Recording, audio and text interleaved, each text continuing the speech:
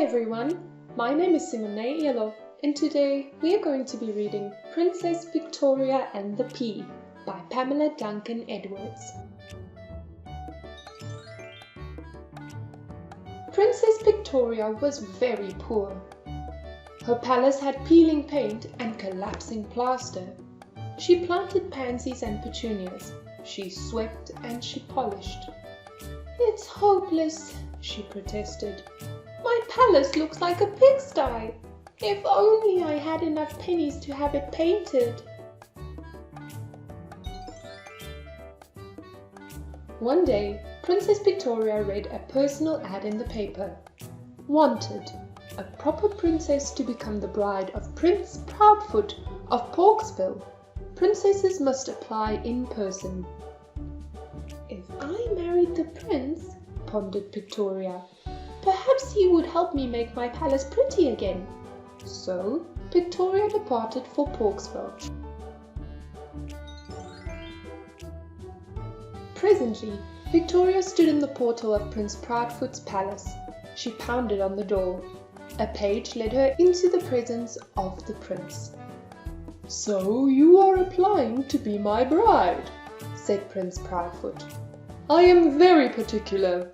Only a perfect princess will do for someone as important as me. And you're not at all punctual. It's past supper time." That wasn't very polite, thought Pigtoria, padding after the parlour maid toward the guest apartment. But Pigtoria didn't know that the prince had a plan. He had placed a pea under her pillows. Only a proper princess would be prickled by a pea beneath such a pile. "What a pity I didn't pack a picnic," sighed Pigtoria. "We could purchase a pizza," suggested the parlour maid. So Pigtoria picked up the palace phone. "I'd like plenty of pizzas," she ordered, "with toppings like peppers, pickles, poppy seeds, parmesan cheese, and peanuts. I'll pass on the pepperoni." Percy the pizza pig soon appeared at Pigtoria's door. "You're very prompt," said Pigtoria. "But, oops, how pesky! I don't have any plates." "No problem," replied Percy, popping off to the pantry.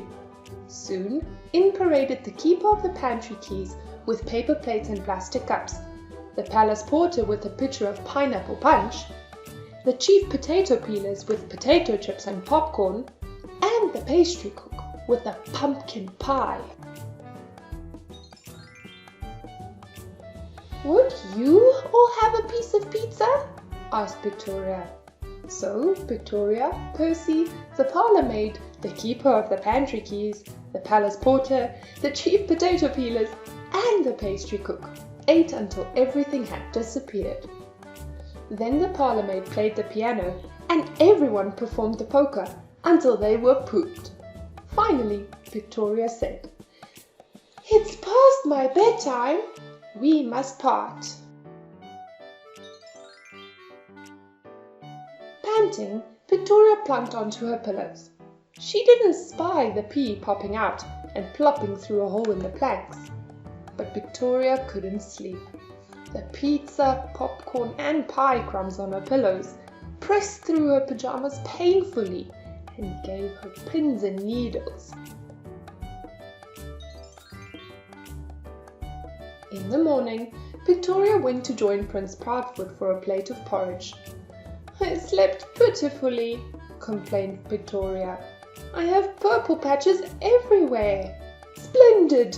cried the prince. "Then you were prickled by the pea I placed under your pillows. This proves you are a proper princess.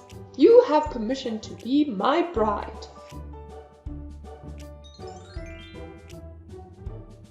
"You put a pea under my pillows!" exploded Pigtoria.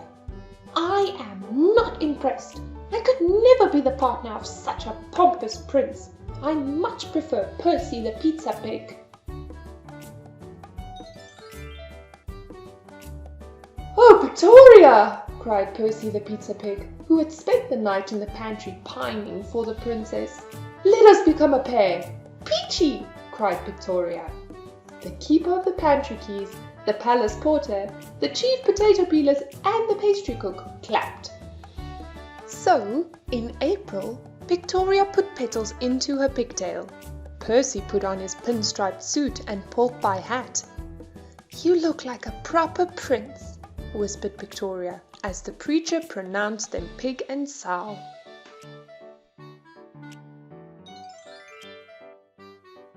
Pigtoria and Percy opened a chain of pizza parlors, which proved to be very profitable. They painted Pigtoria's palace, and they purchased a purple pickup. Prince Proudfoot received no other applications from princesses, proper or not. He was so depressed that the parlour maid took pity and proposed to him. He presently became a much more pleasant pig. Everyone was as perfectly happy as it's possible to be.